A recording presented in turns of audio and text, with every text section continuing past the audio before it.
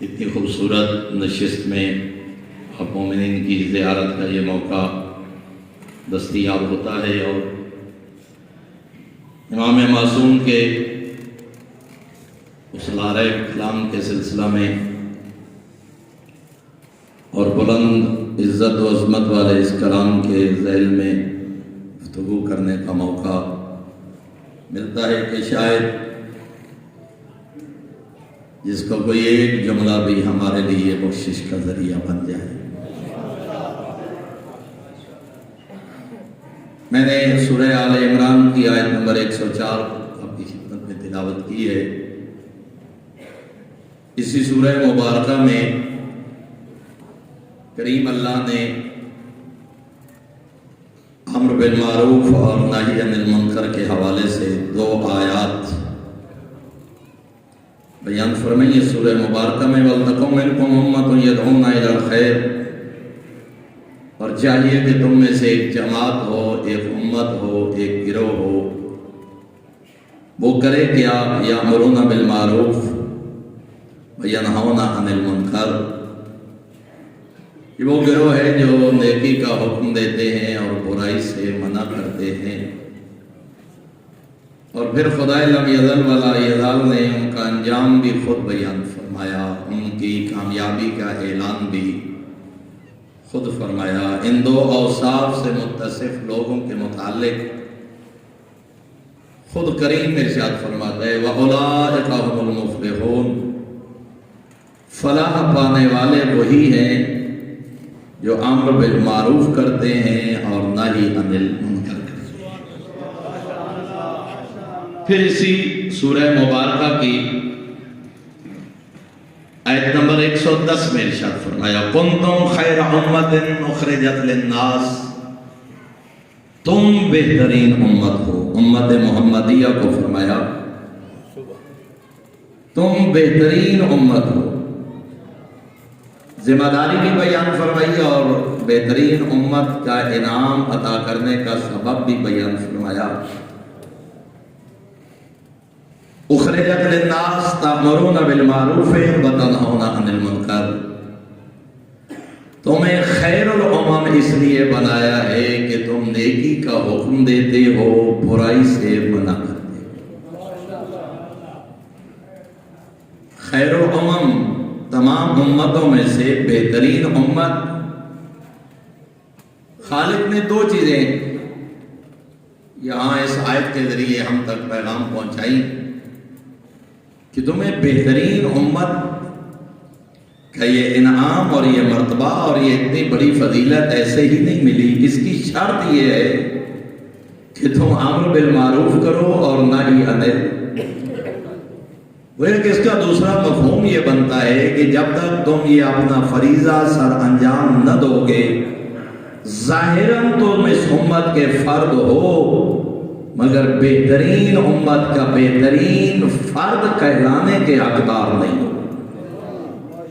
اس شرط کو پورا کیا جائے، امر بالمعروف اور نہی عن المنکر۔ ناظر بلاغہ پہ بہت بڑا کام ایران کی سرزمین میں خدا درجات بلند فرمائے آغا محمد دشتی نے بہت کام کیا۔ انہوں نے خوبصورت جملہ تعریف فرمایا کہ جس لحاظ سے سید رضی نے یہ کلام امام اکٹھا کیا تھا، ان کے پیش نظر تو چونکہ بلاغت تھی، فصاحت و بلاغت کے حوالے سے، اس لیے انہوں نے اس کتاب کا نام بھی کیا رکھا، نہج البلاغہ۔ لیکن وہ فرماتے ہیں کہ جب اس کے مدرجات کا مطالعہ کیا جائے، یہ صرف نہج البلاغہ نہیں ہے، یہ نہج الاسلام ہے، یہ نہج الاخلاق ہے، یہ نہج التوحید ہے، یہ نہج الآخرہ ہے، یہ نہج الفصاحت ہے۔ دینیات کا کوئی شعبہ ایسا نہیں ہے جس کے متعلق قرآن کی طرح ہمیں رہنمائی معصوم کے کلام سے نہ ملے۔ ایک ہی خطبہ بھی میں راستہ میں برادر بزرگوار خان صاحب قبلہ کو عرض کر رہا تھا، ایک ہی مرتبہ کوئی جملہ ناظر بلاغہ کا کبھی اخلاقیات کو مد نظر رکھ کے پڑھا ہے تو کچھ اور مفہوم اس کا ذہن میں آیا، پھر کسی اور ذہن اور ارادے سے پڑھا تو تو کبھی اس میں وہ جھلک نظر آئی، کبھی فصاحت، کبھی بلاغت، کبھی اخلاقیات، کبھی زہد، تقویٰ، یعنی کوئی ایک پہلو نہیں۔ اور یہی وجہ ہے قرآن جیسے جیسے زمانہ گزرتا جا رہا ہے ہزاروں لاکھوں صفحات لکھے گئے، آج بھی کوئی نئی تفسیر لکھے یوں لگتا ہے قرآن کا یہ مفہوم تو آج تک کسی نے بیان ہی نہ کیا تھا۔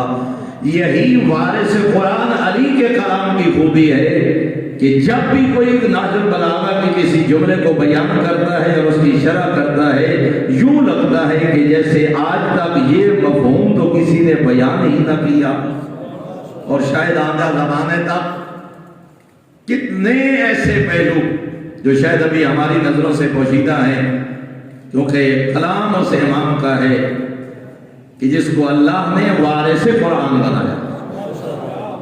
میں اگر اسی طرح میں گفتگو کرتا رہوں گا تو وقت چلا جائے گا۔ جو دو آیات میں نے تلاوت کی ہیں، اگر اسی ذیل میں ہم دیکھیں کہ معصوم نے نہج البلاغہ میں کیا ارشاد فرمایا، البتہ یہ میں عرض کر دوں کہ جو میں معصوم کے خطابات کے یا مکتوبات کے یا کلمات قصار کا جو ریفرنس اور عدد بیان کروں گا وہ آپ کو شاید کسی عربی اور فارسی کے نسخہ میں وہ ایک دو عدد کم یا زیادہ ملے۔ مثلا میں اگر کہتا ہوں خطبہ نمبر 103 تو شاید کسی عربی اور فارسی کے ایڈیشن میں آپ کو خطبہ نمبر 105 ملے یا 106 ملے یا 102 ملے۔ یہ جو میں ریفرنس عرض کروں گا یہ محسن ملت اور بہت بڑا بر صغیر کے شیعہ پہ احسان کر گئے مرحوم مغفور مفتی جعفر حسین صاحب قبلہ اللہ مقام و شریف کے اتنے قیمتی میراث کو اردو زبان نے ہم تک منتقل کیا۔ تو میں جو حوالہ جات عرض کروں گا وہ اس ایڈیشن کے متعلق جو مرکز افکار کی طرف سے بھی شائع ہوا، جو نامیہ پبلیکیشن کی طرف سے جو ہمارے ملک میں یعنی اردو ترجمہ کے ساتھ ہے، تو اس میں پہلا جملہ کہ امام نے اپنے خطبہ نمبر 103 میں ارشاد فرمایا وَنْهُ عَنِ الْمُنْكَرِ وَتَنَاهَوْا عَنْهُ، فرمایا خود لوگوں کو جہاں برائی سے منع کرتے ہو وہاں خود بھی برائی سے بچو۔ جملہ معصوم نے فرمایا جہاں لوگوں کو منع کرتے ہو وہاں خود بھی، اور پھر معصوم نے کیا فرمایا فَإِنَّمَا أُمِرْتُمْ بِالنَّهْيِ بَعْدَ التَّنَاهِ، امیر المومنین فرماتے ہیں او بندگان خدا، تمہیں برائی سے روکنے کا حکم پہلے دیا گیا ہے، روکنے کا حکم بعد میں دیا گیا ہے۔ پہلے خود رکنے کا حکم ہے، جس کو برائی سمجھتے ہو پہلے خود اس سے رکو، رکنے کا حکم پہلے ہے، دوسروں کو روکنے کا حکم کیوں؟ کہیں لما تقولون ما لا تفعلون کے مصداق نہ بن جاؤ، کہیں ایسا نہ ہو کہ دوسروں کے لیے تو اس کے لیے میں تشریح میں نہیں جانا چاہتا، خود معصوم کے جملے اس جملے کی شرح کریں گے۔ اور پھر معصوم نے خطبہ نمبر 127 میں ارشاد فرمایا ظاہر الفساد فلا منکر مغیر ولا زاجر مزدجر، زمین میں فساد برپا ہو گیا، کوئی برائی سے روکنے والا نہیں، کوئی بظاہر برائی سے روکنے والا نہیں، اور ان برائیوں کے سامنے بند باندھنے والا نہیں۔ اور پھر امیر المومنین فرما رہے ہیں لعن اللہ العامرین بالمعروف والتارکین لہ، اور پھر فرمایا والناہین عن المنکر والعاملین بہ۔ سرکار امیر المومنین فرماتے ہیں آؤ میں علی تمہیں بتاؤں، تو جو میری طرف ہے آؤ میں علی تمہیں بتاؤں ما سبق امم میں سے اللہ نے کن پر لعنت کی ہے، کون ملعون ٹھہرے۔ امیر المومنین نے پوری تاریخ انسانیت کا اور ما سبق انبیاء کی امتوں کا احوال اس جملے میں بیان فرما دیا۔ فرمایا دنیا والوں جتنی سابقہ قوموں پہ اللہ نے لعنت کی ہے، فرمایا یہ وہ لوگ تھے العامرین بالمعروف التارکین لہ، لوگوں کو نیکی کا حکم دیتے تھے خود سر انجام نہیں دیتے تھے، لوگوں کو نیکی کا حکم دیتے تھے خود اس کو ترک کرتے تھے۔ والناہین عن المنکر، ان کا دوسرا بس تھا کہ لوگوں کو برائیوں سے منع کرتے تھے۔ العاملین بہ، لوگوں کو برائیوں سے روکنے والے خود اس برائی کے मुर्तकिब होते थे। फरमाया ये अमल था जिससे पहली कौमें मलऊन ठहरी, वो अल्लाह की लानत के हकदार ठहरे। अगर अल्लाह की रहमत के उम्मीदवार हो और अल्लाह की रहमत के हकदार बनना चाहते हो, हकीम रब्बानी ये नुस्खा तालीम फरमा रहे हैं, उन कौमों जैसा ना हो जाना, रोकना उससे जिससे पहले खुद रुको। हुक्म उस नेकी का दो जिसको खुद सर अंजाम दे रहे हो, वरना उसी को तो मुनाफिक कहते हैं जिसका कौल कुछ और हो, फेल कुछ और हो। उससे बड़ा मुनाफिक कौन हो सकता है? और इत्तेफाकन अभी मैं जामदुलस्तान में गुफ्तगू कर रहा था इसी मौजू पे, मौजू कैसा नहीं थे लेकिन दो जुमले अचानक ज़हन में आए, तो अभी तो मैं इरादतन अर्ज करना चाहता हूँ। इसलिए कि महफिलों में तो इंसान बड़ा मुत्तकी बनता है लोगों के सामने। ज़ाहिर है अब मैं बहसियत तालिब इल्म आया हूँ तो जितनी मेरी कोशिश होगी मैं यही कहूँगा कि नशिस्त व बर्खास्त में, उठने पीने में, अक्ल शुर्ब में मुझसे कोई ऐसी हरकत हो जाए कि लोग क्या कहेंगे कि देखें जी तालिब इल्म की जरा हालात देखें, उठने बैठने का पता नहीं है, गुफ्तगू का पता नहीं है। यहाँ तो शायद मैं आपके खौफ से मुत्तकी बना फिर रहा हूँगा, आपके खौफ की वजह से अपनी हरकत और सकनात को कंट्रोल कर रहा हूँगा। आइए अमीरुल मोमिनीन से पूछते हैं, मौला मुत्तकी कौन है, हकीकी मोमिन कौन है? हकीम रब्बानी फरमाते हैं हकीकी मुत्तकी वो है जिसकी तन्हाइयाँ पाक हो।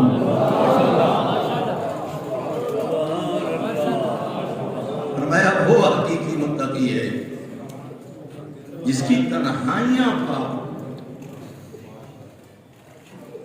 दूसरा जुमला मेरे मोहतरम, अल्फाज मुख्तलिफ है, मफहूम यही मासूम ने अदा फरमाया। मुझे कोई बताए कि मेरी हकीकत क्या है, शायद वो समझने में देर लगे। खुद मैं समझना चाहूं कि मेरी हकीकत क्या है, लोग मुझ पे कमेंट क्या करते हैं, लोग मेरे बारे में तबसरे क्या करते हैं, लोग मुझे मुआशरे में बात क्या देते हैं, अगर उनके तहत मैं जांचना चाहूं कि मेरी हकीकत क्या है तो शायद मैं फिर भी अपनी हकीकत को न समझ सकूं। आओ मार्फत खुदा कराने वाले अली ने हकीकत, अपनी हकीकत पहचानने का एक नुस्खा बयान फरमाया। अगर अपनी हकीकत समझना चाहते हो एक जुमला याद कर लो, जो कुछ एक लफ्ज के साथ सफर करेंगे जुमला पहुंचाने का हदफ पूरा हो जाएगा। फरमाया जो कुछ तन्हाइयों में सोचते हो या करते हो बस तुम्हारी हकीकत वो है।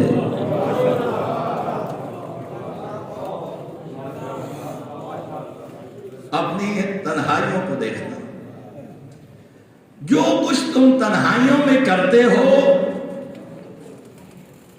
या जो कुछ तन्हाइयों में सोचते हो, तुम्हारी हकीकत बस वही है जो तुम्हारी तन्हाई है। फिर अमीर मोमिनीन जैसे मासूम फरमा रहे हो, दुनिया वालों हमारे यहाँ तो ये है ना कि अभी आप देखें अम्र बिल मारूफ और नही अनिल मुनकर में हमारे यहाँ दो मसाइल सबसे ज्यादा भी यही होते हैं। पहला, बिरादरी क्या कहेगी, मुआशरे वाले क्या कहेंगे। इमाम मस्जिद है तो कहीं मुसल्ले से जवाब ना हो जाए, खतीब है तो कहीं डायरी न रुक जाए। मैं तो बात वो करूंगा ना जो मेरे सामीन के लिए खुशगवार जज्बात पैदा करे, या जो मेरे बानी की सोच हो कि कहीं थोड़ा दाएं बाएं बात की तो मामला कुछ और ना हो जाए। हम इसलिए डरते हैं कि शायद मौत न वाक़ई हो जाए, मेरे रिज़्क़ का मसला है, मुहर्रम, अशरा, खमसा, मुसल्ला, ये गुफ्तगू, ये जुमा, ये जमात, ये मुआशरे की सियासत, ये इलेक्शन आ रहे हैं, 200-400 वोट लेना है, मेरा क्या बनेगा। ठीक है, बस हर किसी ने अपना जवाब खुद देना है। 1400 साल पहले हकीम रब्बानी ने इस बीमारी को भाप के नुस्खा भी बताया था। हकीम रब्बानी अली खुतबा नंबर 104 में फरमा रहे हैं, इन्नल अम्रा बिल मारूफ व नह्य अनिल मुनकर लखुलुकान मिन खुलुकिल्लाह सुब्हानहू।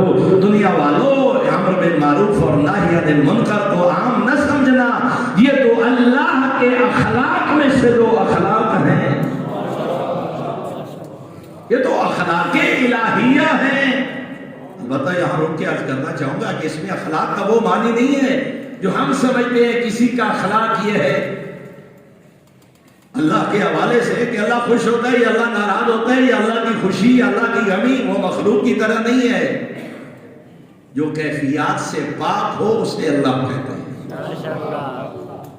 اللہ کی خوشی ہے، اللہ کی ناراضگی کا وہ مفہوم نہیں ہے جو ہم مخلوق کے حوالے سے جانتے ہیں، نہ ہی اخلاق الہیہ کا وہ معنی ہوگا۔ یہ فہم کلام کی خاطر فرمایا امر بالمعروف اور نہی عن المنکر، یہ تو اخلاق الہیہ میں سے دو الہی اخلاق ہیں۔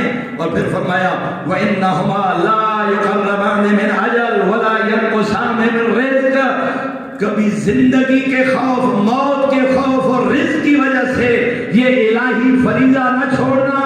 میں علی تجھ سے وعدہ کر رہا ہوں، حق کو حق کہو، باطل کو باطل کہو، میں علی وعدہ کر رہا ہوں، نہ موت جلدی آئے گی نہ رزق میں کمی ہوگی۔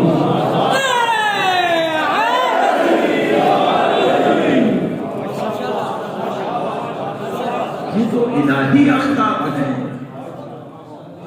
کبھی حق کہنے کی وجہ سے نہ موت جلدی آئے گی نہ تمہارے رزق میں کمی ہوگی۔ اور پھر امیر المومنین جو بھی میں نے جملہ کہا کہ فرمایا پہلی قوموں پہ اس لیے لعنت کی ہے خدا نے، روکتے تھے برائیوں سے، خود کرتے تھے، نیکیوں کا حکم دیتے تھے، خود سر انجام نہ دیتے تھے۔ اور یہاں امیر المومنین پھر خطبہ نمبر 173 میں فرما رہے ہیں ایھا الناس انی واللہ ما احثکم علی اطاعۃ الا واسبقکم الیہا۔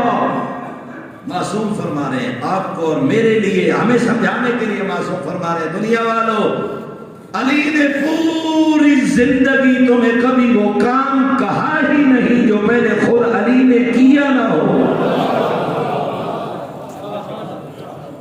علی نے کبھی تمہیں ایسی بات پہ نہیں ابھارا کہ جاؤ تلوار اٹھاؤ اور حاکم شام کے مقابلے میں چلے جاؤ۔ علی تب کہتا ہے جب خود تلوار لے کے گھر سے نکل پڑے۔ علی نے ساری زندگی تمہیں ایسا کام کہا ہی نہیں جو علی نے خود سر انجام نہ دیا ہو۔ وَلَا أَنْهَاكُمْ عَنْ مَعْصِيَّةٍ إِلَّا وَأَتَنَاهَا قَبْلَكُمْ أَنْهَا۔ معصوم ہے، حجت خدا ہے، مگر مجھے اور آپ کو سمجھانے کے لیے فرما رہے ہیں کبھی علی نے کسی کو ایسے کام سے روکا ہی نہیں جس سے پہلے علی خود نہ روکے۔ امر و نہی کا معیار بیان فرما رہے ہیں۔ فرمایا میں علی کی سیرت یہ ہے، تب کسی کو حکم دیا جب خود اس عمل کو سر انجام دیا، تب کسی کو روکا جب علی خود رکے۔ اور پھر امیر مومنین فرماتے ہیں فَإِنَّ اللَّهَ سُبْحَانَهُ خطبہ نمبر 190 میں ارشاد فرمایا لَمْ يَرْعَنَ الْقَرْنَ الْمَاضِي بَيْنَ أَيْدِيكُمْ۔ مگر ہم یہ فریضہ سر انجام نہیں دیں گے، میں نے عرض کر دیا نا، موت کا خوف، رزق کا خوف، سیاست کی باتیں، آج کے ممبر کے حوالے سے دعوتیں اور یہ باقی جتنے معاملات آپ کے سامنے ہیں۔ امیر مومنین آقا فرما رہے ہیں تم سے پہلے جتنی قومیں ملعون ٹھہری، جتنے لوگوں پہ لعنت کی گئی، فرمایا الا لترکہم الامر بالمعروف والنہی عن المنکر، فرمایا ایک ہی سبب تھا، وہ ملعون اس لیے ٹھہرے کہ امر بالمعروف نہیں کرتے تھے، نہی عن المنکر نہیں کرتے۔ دین پامال ہوتا رہا، صدائے حق بلند نہ کی، تشیع کے نام پہ حقیقت تشیع کو پامال کیا جاتا رہا، کبھی صدائے حق بلند نہ کی، سیرت معصوم پہ جھوٹ بولا جاتا رہا، کبھی اپنا حق ادا نہ کیا۔ امر بالمعروف نہی عن المنکر چھوڑنے کی وجہ سے اللہ نے ان سب لوگوں کو ملعون قرار دیا۔ علی بتا رہے ہیں اگر لعنت سے بچنا چاہتے ہو، رحمت کے حقدار بننا چاہتے ہو، کبھی امر بالمعروف نہ چھوڑنا، کبھی نہی عن المنکر نہ چھوڑنا، کبھی دین کو پامال ہوتے دیکھ کے خاموش نہ ہو جانا۔ ہم دعاؤں کے سہارے کام چلاتے ہیں، ہم تو امریکہ اور اسرائیل کی بھی صرف نابودی کے لیے نعرے، بس یہی نماز میں دعا مانگی اللہ دشمنان اسلام کو اور دشمنان مذہب کو نیست و نابود فرما۔ میرے محترم اگر کفر کی نابودی دعاؤں سے ہوتی حسین کربلا نہ آتے۔ خیال ہے جس کے وسیلے سے دعائیں قبول ہوتی ہیں، وہ اگر نانا کی قبر پہ بیٹھ کے حسین دعا کرتے کہ میرا خالق اس یزیدیت سے میرے نانا کی امت کی جان چھڑوا دے، نہیں، فقط دعا نہیں، بلکہ نانا کی قبر پہ ہی فرما رہے ہیں انی لم اخرج عاشرا ولا بدرا ولا مفسدا ولا ظالما، میں کسی فساد کے لیے نہیں، ظلم کے لیے نہیں، کسی شہرت اور ناموری کے لیے حسین کربلا نہیں جا رہے، انما خرجت لطلب الاصلاح فی امت جدی، حسین اس لیے جا رہے ہیں نانا کی امت کی اصلاح کریں، اريد ان امر بالمعروف وانهى عن المنکر، حسین اس لیے کربلا جا رہے ہیں امر بالمعروف کریں نہی عن المنکر کریں، نانا کی قبر پہ اور محمد حنفیہ کو یہ وصیت نامہ لکھ کے قیامت تک کے لیے حسین پیغام دے کے جا رہے ہیں، انقلاب دعاؤں سے نہیں آتے، انقلاب کے لیے قدم اٹھانے پڑتے ہیں، انقلاب کے لیے گردن کٹوانا پڑتی ہے، انقلاب کے لیے برسر منبر حق کو حق کہنا پڑتا ہے، باطل کو باطل کہنا پڑتا ہے، اور میرے آقا کا ایک خطبہ ہے، پڑھیے ضرور پڑھیے، ابھی نوجوان جو بیٹھے ہیں جو انٹرنیٹ سوشل میڈیا یوز کرتے ہیں ابھی جا کے لکھیے، ابھی یہاں بیٹھے ہوئے لکھیے گا کہ نام امام حسین علیہ السلام کا خطبہ آپ کو عربی، فارسی، اردو، انگلش، سرائکی ہر زبان میں نیٹ پہ مل جائے گا، 700 صحابہ اور تابعین کے مجمع میں جبل رحمت کے قریب بنا کے میدان میں آپ کے اور میرے آقا بیان فرما رہے ہیں، کم از کم درجن سے زیادہ آیات میرے آقا نے اس خطبہ میں تلاوت کی، پہلی امتوں پہ لعنت کی ہوئی، ملعون کیوں ٹھہرے، آبار کیا کرتے تھے، ان کے رہبان کیا کرتے تھے، ان کی مذہبی رہنما کیا کرتے تھے، یہ خطبہ پڑھتے پڑھتے آج بھی اگر آپ خطبہ پڑھیں یوں لگتا ہے فرزند زہرا مجھ سے خطاب کر رہے ہیں، آخر میں فرزند زہرا نے فرمایا کوئی تمہارے باپ دادا کی میراث لوٹے تم غصے میں آ جاتے ہو، فرمایا میرے نانا کی میراث لٹ رہی ہے چپ کیوں ہو، کوئی تمہارے باپ دادا کی میراث لوٹے تم تلوار اٹھا لیتے ہو، فرمایا میری میراث لٹ رہی ہے چپ کیوں ہو، اور پھر یہ بھی فرمایا یہ نہ سمجھنا حسین تمہارا محتاج ہے، یہ نہ سمجھنا حسین تمہیں اپنی مدد کے لیے بلا رہے ہیں، یا فرمایا نعم المولا، وہی میرا بہترین مولا ہے، وہی میرا بہترین مددگار ہے، فرمایا حسین تمہیں اس لیے دعوت دے رہے ہیں کل یہ نہ کہنا ہم پہ تو کسی نے حجت تمام ہی نہ کی تھی، ہمیں تو کسی نے پیغام بھی نہ دیا تھا، تو میرے محترم فقط دعاؤں کے ذریعے نہیں، اور پھر معصوم نے ارشاد فرمایا یہاں پہ اگر چھوڑ دو گے امر بالمعروف نہیں کرو گے نہی عن المنکر نہیں کرو گے، دین کا مذاق اڑایا جائے، تمسخر اڑایا جائے، پامال کیا جائے اللہ کا دین، اور چھوڑ دو گے ووٹ کی خاطر، سیاست کی خاطر، مسلح کی خاطر، ڈائری کی خاطر، دنیا کی خاطر، کاروبار کی خاطر، ہاتھ پہ ہاتھ دھر کے بیٹھ جاؤ گے، چپ ہو جاؤ گے، امیر المومنین نے اس کا بھی انجام بیان فرمایا، میرے آقا نے اپنی خط نمبر وصیت میں فرمایا 47 نمبر پہ فرمایا اللہ تطلق الامر بالمعروف والنہی عن المنکر فیولى علیکم شرارکم، فرمایا اگر امر بالمعروف اور نہی عن المنکر کا فریضہ انجام نہیں دو گے، علی جیسا حکیم فرما رہے ہیں کمینے تمہارے سردار بن جائیں گے، اللہ علیکم شرارکم، تمہارے سیاہ و سفید کے مالک شریر بدترین کمینے لوگ، تمہاری باغ ڈور ان کے ہاتھوں میں ہو، گھر سے شروع کیجیے، برادری سے شروع کیجیے، یونین کاؤنسل سے شروع کیجیے، پارلیمنٹ تک چلے جائیں، مسجد سے، امام بارگاہ سے، اللہ ماشاءاللہ لوگ موجود ہیں الحمدللہ، لیکن مسجد کی کمیٹی کا صدر وہ ہوتا ہے جس کو اپنی نماز کے واجبات کا پتہ نہیں، پیش نماز کو مسجد سے بھگانے کی دھمکی وہ دیتا ہے جس کو واجب غسل کی تعداد کا پتہ نہیں ہوتا، یہ نوبت کیوں آئی؟ تمہارے عشرے کا فیصلہ وہ کرتا ہے جس کو پتہ ہی نہیں مقصد کربلا کیا تھا، 2 لاکھ لیتا ہے ٹھیک ہے جی، اس کی نہ مانے تو کس کی مانے، نتیجہ یہ ہوگا جب امر بالمعروف اور نہی عن المنکر نہیں ہوگا فَلْيُوَلَّ عَلَيْكُمْ شِرَارُكُمْ، کمینوں کے ہاتھ میں باغ ڈور آ جائے گی، دین کے دشمن دین کے وارث بن بیٹھیں گے، پھر ہوتا کیا ہے؟ نماز شب میں دعائیں مانگی جا رہی ہوتی ہیں، میرے اللہ کو اپنے غیب کے خزانوں سے تو ہی مدد فرما۔ امیر المومنین اس کا بھی بیان فرما کے گئے، ثم تدعون فلا یستجاب لکم، تمہاری غفلت اور خاموشی کا نتیجہ کمینے سردار بنیں گے، ان سے نجات پانے کے لیے تم دعائیں کرو گے، اللہ قبول نہیں کرے گا۔ پھر نماز شب کی دعائیں بھی کام کیوں؟ تیری غفلت سے ہی تو وہ سردار بنا بیٹھا ہے، تیری خاموشی نہیں تو جاہل کی جرات میں اضافہ کیا ہے۔ اب دعائیں کاہے کی؟ جب اقدام کرنے کا وقت تھا تب خاموش۔ فَيُوَ اللَّهُ عَلَيْكُمْ شِرَارُكُمْ، کمینے تمہارے سردار بن جائیں گے۔ تم دعائیں مانگو گے اور خالق تمہاری دعائیں قبول۔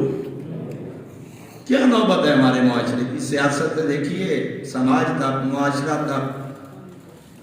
اچھا کوئی زیادہ سے زیادہ اگر ضدی کر جائے بھائی شادی بیٹے کی ایسے کرنی ہے جیسے آل محمد کا فرمان ہے، وہ کہتے ہیں میں تو پھر ایک رات ان گھر نہ آنا، ہم تو اپنی مرضی کریں گے۔ پھر محترم، اور آج جشن کے نام پہ کیا کچھ نہیں ہو رہا، کہا جاتا ہے ہمیں کیا ضرورت ہے بولنے کی، اور پتہ کیا کیا گالیاں بھی سننا پڑتی ہیں۔ 5 سال پہلے سے جو سلسلہ شروع ہوا، خاموشیوں کا نتیجہ آج رقص تک پہنچ گیا۔ یہی حالت رہی تو 5 سال بعد انجام دیکھنا۔ بھئی اپنی ذمہ داری کو ادا کی جائے، جتنی طاقت ہے، جتنی استطاعت ہے۔ کیا فرمایا پیغمبر نے؟ فریقین کیا حدیث موجود ہے، من رعا منکم المنکر، مولوی کی بات نہیں کی، عابد حسین کی بات نہیں کی، یلوی سے بغدادی صاحب کی بات نہیں ہے، امام جمعہ کی بات نہیں کی۔ پیغمبر فرما رہے ہیں من رعا منکم المنکر، تم میں سے جو برائی دیکھے فلیغیرہ بیدہ، پہلا مرلہ ہاتھ سے روکے۔ طاقت رکھتا ہے، اقتدار رکھتا ہے، دولت رکھتا ہے، استعمال کرے۔ وَإِن لَمْ يَسْتَطِعْ فَبِلِسَانِهِ، ہاتھ سے نہیں روک سکتا، زبان سے تو روکے، کم از کم برائی تو کہے۔ وَإِن لَمْ يَسْتَطِعْ فَبِقَلْبِهِ، زبان سے بھی نہیں روک سکتا، دل سے تو برا جانے۔ کبھی تنہائی میں بیٹھ کے اتنے آنسو تو بہا دے، میرے بس میں ہوتا میں اللہ کے دین کو یوں پامال نہ ہونے دیتا۔ وَذَلِكَ أَضْعَفُ الْإِيمَانِ، یہ کمزور ترین درجہ ہے ایمان کا۔ پھر محترم سامعین، صرف امام جمعہ کی ذمہ داری نہیں ہے، پھر صرف امام جماعت کی ذمہ داری نہیں ہے، فقط مدارس میں بیٹھے ہوئے علماء کی ذمہ داری نہیں ہے، اساتذہ کی ذمہ داری ہے، ڈاکٹر کی ذمہ داری ہے، انجینئر کی ذمہ داری ہے، ہر باشعور شخص کی ذمہ داری ہے۔ من رعا منکم المنکر، تم میں سے جو برائی دیکھے۔ اور یہی وجہ ہے کم از کم مسجد کے نمازیوں میں سے 10 نمازی بھی امام مسجد کا ساتھ دیتے، تیرا امام مسجد اتنا کمزور نہ ہوتا۔ جمعہ پڑھنے والوں میں سے درجن بھر افراد اگر اپنے جمعہ پڑھانے والے امام کی پشت پہ کھڑے ہوتے، وہ بلا جھجک حق کو حق کہتا، باطل کو باطل کہتا، وہاں تیری مجبوریاں آڑے آ جاتی ہیں، وہاں برادری آ جاتی ہے، وہاں ووٹ کھا جاتا ہے، وہاں کاروبار کھا جاتا ہے۔ ابھی قبلہ صاحب فرما رہے تھے، وہ دین کو پامال کر کر کے جائیدادیں اکٹھی کرنے والا جب موت دیکھے گا ہاتھ کاٹے گا، کاش میں نے اپنا حق ادا کیا۔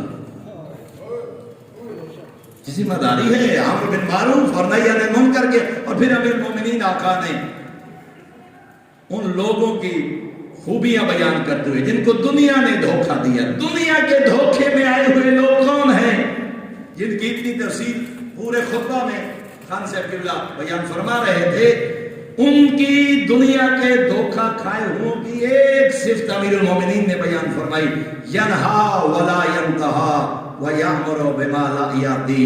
امیر المومنین کہتے ہیں دنیا کے دھوکہ کھائے ہوئے ہوتے ہی وہی ہیں، دوسروں کو اس سے منع کرتے ہیں جس سے خود نہیں رکتے، اور دوسروں کو اس چیز کا حکم دیتے ہیں جو خود سر انجام نہیں دیتے۔ نعرہ تکبیر، نعرہ رسالت، نعرہ حیدری،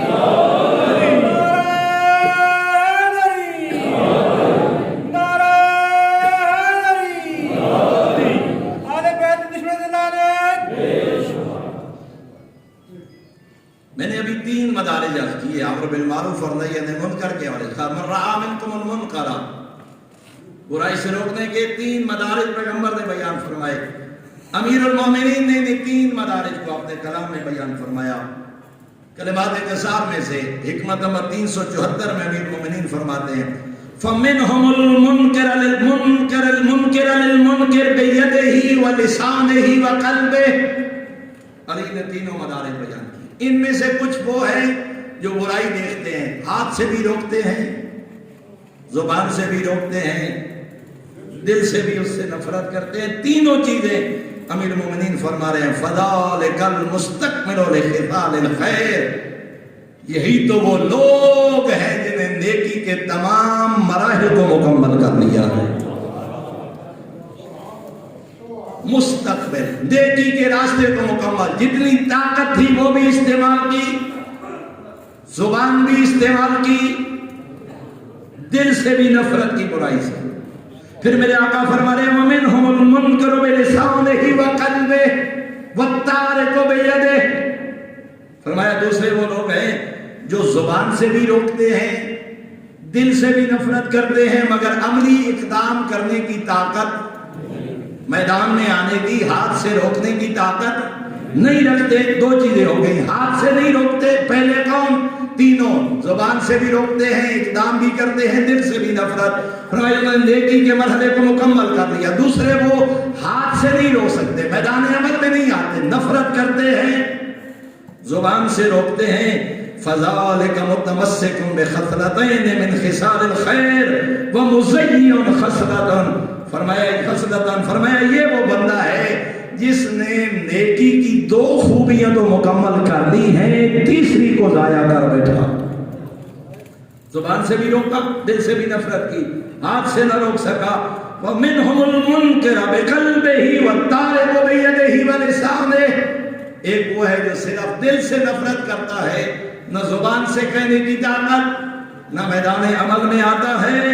فَذَلِكَ الَّذِي زَيَّعَ أَشْرَفُ الْخَصْلَتَيْنِ مِنَ الصَّلَاةِ وَالتَّمَسُّكَ بِوَاحِدَةٍ، امیر المومنین فرماتے ہیں اس نے سب سے نچلے درجے کو تو اپنا لیا، دل سے نفرت، مگر 2 اعلیٰ طبقات کو ضائع کر بیٹھا، زبان والا درجہ بھی ضائع کر بیٹھا، عملی اقدام والا بھی۔ اور آخری جملہ معصوم نے فرمایا اور کچھ وہ ہے وَمِنْهُمْ تَارِكٌ لِإِنْكَارِ الْمُنْكَرِ بِلِسَانِهِ وَقَلْبِهِ وَيَدِهِ، اور ایک وہ ہے جو برائی کو ہوتا دیکھتا ہے، طاقت سے بھی نہیں روکتا، میدان عمل میں بھی نہیں آتا، زبان سے بھی نہیں روکتا، اس کا دل بھی دین کی پامالی پہ دکھی نہیں ہوتا۔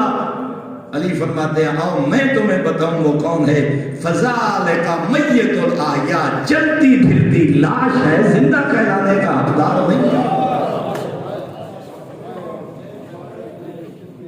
بظاہر تمہیں نظر آئے گا بازاروں میں پھر رہا ہے، تمہاری محفلوں میں بیٹھا ہے، بڑا تاجر ہے علاقے کا، بڑا سیاستدان ہے علاقے کا، مگر جب برائی کو روکنے کا مرحلہ آئے، نہ ہاتھ سے روکتا ہے، نہ زبان سے روکتا ہے، نہ کبھی اس کا دل دکھی ہوا دین کی پامالی پہ۔ علی کہتے ہیں تمہاری نظر میں زندہ ہوگا، چلتی پھرتی لاش ہے، زندہ کہلانے کا حقدار نہیں ہے، اس میں کچھ زندگی کی رمق ہوتی، دین کی پامالی کو برداشت نہ کر سکتا۔ مولانا ظہور حسین صاحب خان صاحب قبلہ کے ساتھ سفر کا بیٹھے تھے، ایک جگہ بیٹھے، بندہ آیا کہ بہت اچھی بات ہے، تبلیغ بڑی اچھی، ملک صاحب قبلہ بڑی سختی کرتے ہیں، ملک یا حسین صاحب قبلہ بڑی سختی کرتے ہیں، جتنی سخت تبلیغ آپ لوگ بھی تو تبلیغ کرتے ہو، ملک صاحب بڑی سخت تبلیغ کرتے ہیں۔ ذرا جملہ سنیے گا خان صاحب قبلہ بزرگوار کا، انہوں نے فرمایا یار یہ ایسی بات نہیں ہے، اصل میں دین کی پامالی پہ بندے کو زیادہ غصہ اس کا آتا ہے جو دین میں غیرت مند زیادہ ہو۔ دین کی پامالی پہ غصہ اتنا زیادہ ہوتا ہے جتنی دین کی غیرت انسان کے دل میں ہو۔ انہوں نے کہا میں یہ سمجھتا ہوں کہ ملک صاحب ہم سب سے زیادہ غیور ہیں دین کے معاملے میں، جو جتنا غیرت مند ہوگا اسے آل محمد کی دین کی پامالی پہ اتنا غصہ آئے گا، اور جو دین پامال ہوتا دیکھتا رہے اور دکھی بھی نہ ہو۔ امیر المومنین فرماتے ہیں مردہ ہے، چلتی پھرتی لاش ہے، زندہ کہلانے کا حقدار نہیں ہے۔ میرے محترم سامعین، آج یہ وقت ہے ممبر کا تقاضا۔ میں صرف ممبر کی بات نہیں کر رہا، میں صرف مجالس کی بات نہیں کر رہا، میں صرف عزاداری کی بات نہیں کر رہا، میں فقط جشن کی بات نہیں کر رہا، میں فقط سماج اور فقط سیاست کی بات اور تجارت کی بات نہیں کر رہا۔ آج ہر فرد کو اپنا کردار ادا کرنا پڑے گا۔ اس زمانے میں، ان حالات میں، اپنے شیعہ علی ہونے کا ثبوت عملی طور پہ ڈاکٹر ہے، اس ہاسپیٹل میں 2-3 درجن ڈاکٹر ہیں، 100 ڈاکٹر ہوں، لیکن علی والا ایک ہے، اتنا کردار بلند ہو، دشمن اہل بیت مریض بھی کہہ رہا ہو، اس سے دیانتدار ڈاکٹر کوئی نہیں ہے۔ 50 یا 100 ٹیچنگ سٹاف ہے کالج میں یا سکول میں، پروفیسر یا اساتذہ ہیں، ایک علی والا ہو۔ جب بچے گھر میں جا کے سارے دن کا احوال بیان کریں، ان کی زبان میں یہ جملہ ہو، وہ جو ہاتھ کھول کے نماز پڑھتا ہے نہ رفع یدین، وہ جو مٹی پہ سجدہ کر رہا ہوتا ہے، نہ کبھی دیر سے آیا ہے نہ کبھی ہمارا وقت ضائع کیا۔ اساتذہ کا اثر ہوتا ہے، ڈاکٹر کا، وکلاء کا، انجینئرز کا۔ اور ایک بزرگ عالمین کے خوبصورت جملے ہیں، ناسبیہ ماں اپنے بچے کو بازار بھیج رہی ہو نا سودا سال خریدنے کے لیے، 1000 دکان ہو مارکیٹ میں، ایک دکان پہ سرکار وفا کا علم لگا ہو، وہ ناسبیہ ماں بھی اپنے بیٹے کو بھیجتے ہوئے کہ بیٹا سامان اس علم والی دکان سے خریدنا۔ اور جب وہی ناسبیہ ماں کو ناسبی بیٹا کہہ رہا ہوں، اماں وہ تو شیعہ ہے، اس ماں کا جواب یہ ہو، شیعہ تو وہ ہے لیکن وہ واحد بندہ ہے، نماز 2 نمبر دے گا، نماز 2 میں کمی کرے گا، تیرا کردار جعفر صادق کے مذہب کی تبلیغ بن جائے، تیرا عمل تیرے دین، اس کا نام ہے امر بالمعروف، اس کا میرے محترم سچوں میں سچ بولنا کون سا کمال ہے؟ سچ کی قدر تب ہوگی جب جھوٹ کے بازار میں سچ کی جنس پیش کی جائے،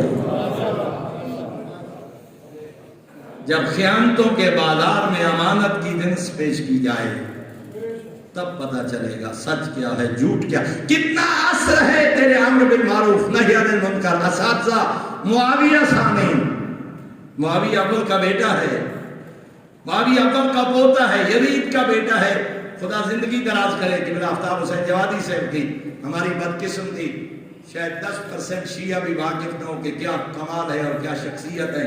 قبلہ آفتاب حسین جوادی صاحب ایسے نادر و کمیاب شخصیات اس زمانے میں، کمال کے محسن مذہب و شخصیت۔ اس خطبہ کا انہوں نے ترجمہ بھی کیا ہے اردو زبان میں، اور اس کے تمام مقدمہ میں اس کی اسناد کو بھی درج کیا۔ خدا ان کو صحت اور طول عمر عطا فرمائے۔ معاویہ اول کا بیٹا پوتا ہے، یزید کا بیٹا ہے۔ کربلا کے بعد یزید کے دنیا سے چلے جانے کے بعد تخت پہ بیٹھ کے، ابھی 17واں دن تھا، تخت کے بیٹھ کے مسجد امیہ میں شام کے دربار میں کہہ رہا تھا، دنیا والوں جب زین العابدین زندہ ہوں میں کون ہوں اس منبر پہ بیٹھنے والا؟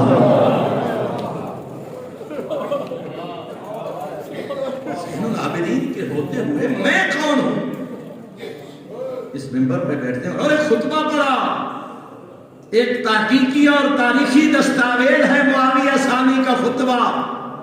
جو جانتا ہے آج کے شیعہ سلام کرتے ہیں اس کی عظمت کو، یزید کا بیٹا، معاویہ اول کا پوتا، لیکن عظمت اہل بیت کا وہ خطبہ ارشاد فرمایا جس کا لب لباب ایک جملہ کہا، زین العابدین کے ہوتے ہوئے میں کون ہوں اس تخت پہ بیٹھنے والا؟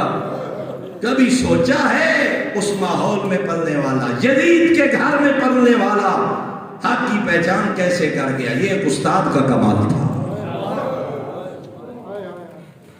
یہ جو اس کو پڑھانے آیا کرتا تھا نا، وہ استاد شیعہ تھا، صرف شیعہ نہ تھا، معرفت رکھنے والا شیعہ تھا۔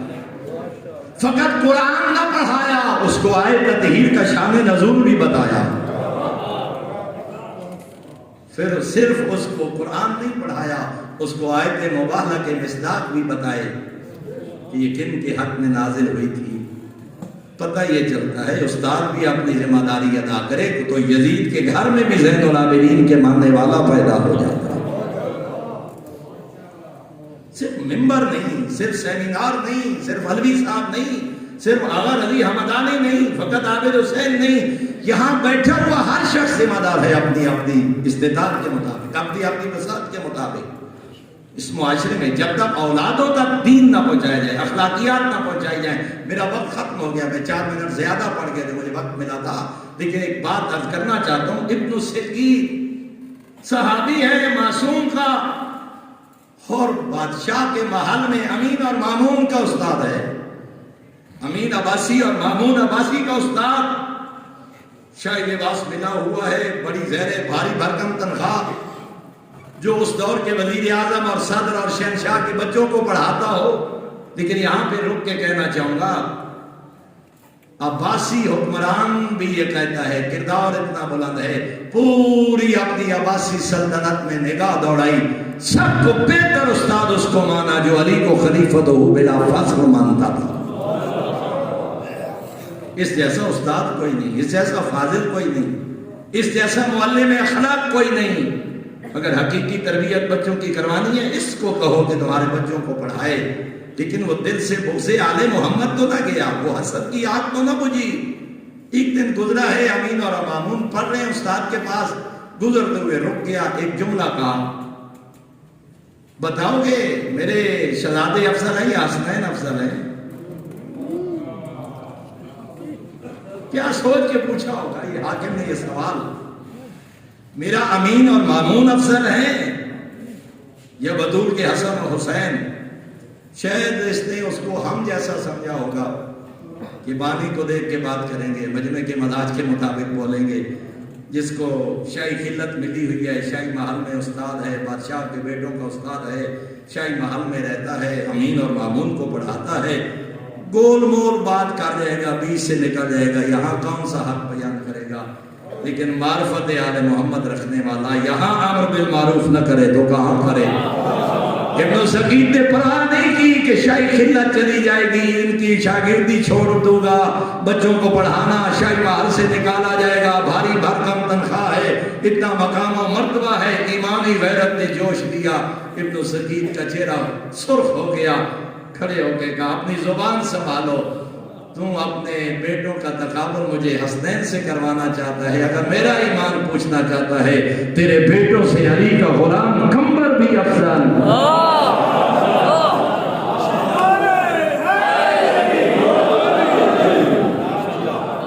تیرے بیٹوں سے کہاں حسن و حسین، کہاں فرزندان زہرا؟ آپ مجھ سے پوچھتے ہیں، میں تمہیں بتاؤں، علی کا غلام کمبر بھی ان سے افضل، صرف ان سے نہیں افضل، ان کے بابا سے بھی علی کا غلام کمبر افضل۔ کیا نتیجہ نکلا؟ جلاد کو بلا کے کہتے ہیں زبان کھینچ ڈالو، اور زبان کھینچ ڈالی گئی، گدی سے زبان کو نکال دیا گیا، مت کوئی قریب آئے، خون بہنے دو یہاں تک کہ تڑپ تڑپ کے مر جائے۔ ترک غلاموں کو بلایا، اتنے کوڑے مارو جب تک جسم میں روح باقی ہے، تڑپتا رہے، کوڑے مارتے رہو، اتنی جرات۔ کہتے تیرے بچوں سے علی کا غلام کمبر افضل، تجھ سے بھی افضل، لیکن میرے محترم سامعین، جان قربان کر گیا، امر بالمعروف کو ترک نہیں کیا۔ نتیجہ کیا ملا؟ آج 1250-1300 سال بعد جنگ کی سرزمین پہ کھڑے ہو کے میں اس مجاہد کا ذکر کر رہا ہوں۔ ولایت امیر المومنین کے اعلان شاہی دربار میں کر کے امر بالمعروف کی ذمہ داری دے کے ہمیں پیغام دے گیا، جان قربان کر دینا، کبھی اس امانت میں خیانت نہ کرنا، مال قربان کر دینا، کبھی حق کے سادات پہ پردہ نہ ڈالنا، جان قربان کر دینا، کبھی حق کے سیدہ پہ پردہ نہ ڈالنا۔ میں دسم دعا ہے کریم اللہ اس اہتمام کو اپنے دربار میں قبول فرمائے۔ میں نے ڈھیر ساری معروضات چھوڑ دی، ابھی میرے بعد 2 شخصیات موجود ہیں، تفصیل سے مسائل میرے بھائی برادر بزرگوار مولانا حامد علی صاحب پڑھیں گے، کیونکہ حکم ہے ایک جملہ ضرور آج کیے دیتا ہوں۔ ابھی دسمبر میں آگا شفا نجفی صاحب کے ساتھ سفر عمرہ پہ تھا، مدینہ میں اتفاق سے مجھے کتاب سے مصر کی ایک کہاوت میں نے پڑھی، اور آغا صاحب کے سامنے بھی میں نے جب اس کا ذکر کیا اور عمرہ کرنے والے حجاج کے سامنے بہت گریہ ہوا، یقیناً بظاہر ایک سادہ سا جملہ ہے، لیکن درد دیکھیے آج بھی مصری کہاوت مشہور ہے، یوسف کو بھائیوں نے کنعان کے کنویں میں پھینکا تھا، پھینک کے چلے گئے تھے۔ مصری کہتے ہیں اگر یوسف کی ایک بہن ساتھ ہوتی نا،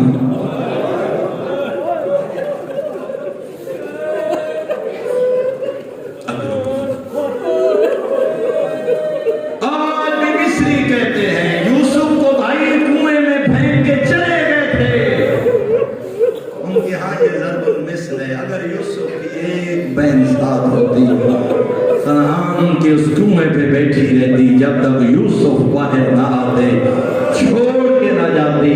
اے علی کی بیٹی تیری عظمت کو کروڑوں سلام، اے علی کی بیٹی تیرے دکھوں میں سلام، کتنی عزت و عظمت کی مالک جو ایک لحظہ حسین کے بغیر نہیں گزارتی تھی، وہ 11 کی عصر کو کہہ رہی تھی حسین بہنوں کا آخری سلام، لیکن کس حالت میں کہہ رہی تھی؟ نہ غسل، نہ کفن، نہ دفن، نہ جنازہ، نہ قبریں، اور جب چھوڑی ہے نا بھائی کی مقتل اور دیکھا ہے سجاد کا چہرہ، مالیرہ کا تجود و نفسک، سجاد میں نے شام جانا ہے، تیرے چہرے کا رنگ تبدیل ہے، اتنا جملہ کہا، بھوٹی اماں رونا تو کیا کروں، اکبر جیسا بھائی، عباس جیسے چچا، حسین جیسے بابا، حبیب زہیر اور جون جیسے مہمان، ہائے اماں نہ جنازہ نہ قبریں، اماں کوئی مجھ سے بڑا غریب بھی ہے۔ ایک جملہ کہا علی کی بیٹی نے، سجاد وعدہ کرتا ہوں قبریں بھی بن جائیں گی، تیرے بابا کا علم اور ذکر بھی قیامت تک بلند رہے گا، سجاد تیری اور میری اپنی قسمت، سجاد تیری اور میری اپنی قسمت چھوڑ کے چلی گئی کربلا۔ کوئی گھر ایسا نہیں جس گھر سے جنازہ نہ اٹھا ہو، لیکن میرے محترم سامعین کیا حالات ہوتے ہیں جب گھروں سے جنازے اٹھیں۔ جوان بیٹے کا جنازہ ہونا، دروازے پہ مائیں رک جاتی ہیں، جنازہ قبرستان چلا جاتا ہے۔ جوان بھائی کا جنازہ ہو، بہنیں رک جاتی ہیں، جنازے قبرستان، جتنا پیارا بابا ہو، ہاں بیٹیاں رک جاتی ہیں، جنازے قبرستان چلے جاتے ہیں۔ اگر بات کی سمجھ آ گئی ہو، معمول ہے گھروں کا، پردے دار دروازوں پہ رک جاتے ہیں، جنازے قبرستان، ان کی غربت کا اندازہ کر، جنازے کربلا رہ گئے، بہنیں شام چلی، بیٹوں کے جنازے کربلا رہ گئے، مائیں شام چلی گئی، وہ بھائیوں کے جنازے بے گور و گبر کربلا رہ گئے، بہنیں شام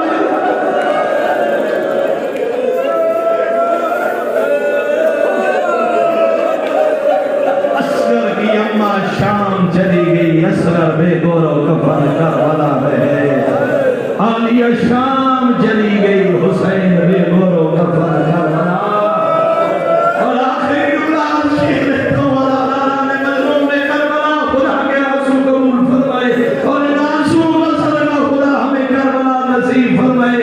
اس وقت تک موت نہ دے جب تک روزہ شبیر کی زیارت نصیب نہ ہو جائے۔ اگر بہن نے آخری چہرہ دیکھنا ہو نا بھائی کا، جب جنازہ تیار ہو جائے، خاندان کے بزرگ یا بھائی لے کے آتے ہیں، لیکن حالت کیا ہوتی ہے، زیادہ دیر کھڑا نہیں ہونے دیتے، کہتے ہیں بہن ہے مر نہ جائے، فوراً ہٹا دیتے ہیں، اور بہنیں کبھی بھائیوں کے چہرے پہ کفن نہیں رکھتی، بہن کا جگر برداشت نہیں کرتا کہ بھائی کے چہرے پہ کفن رکھے، کبھی جنازہ کرنا عام بہن بھائی کے چہرے پہ کفن برداشت نہیں کرتی۔ کتنے حوصلے کی مالک تھی علی کی بیٹی، کربلا سے کوفہ، کوفہ سے شام، سر لوگ سنا پہ بہن دیکھتی رہی، اکبر کا سر لوگ سنا پہ مائیں اور بھوٹیاں دیکھتی رہی،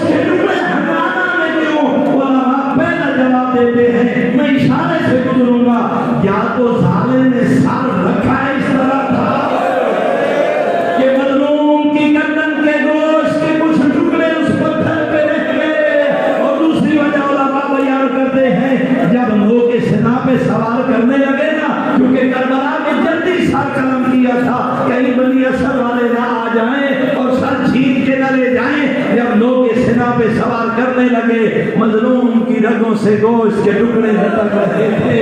روایت کہتی ہے کسی ہتھیار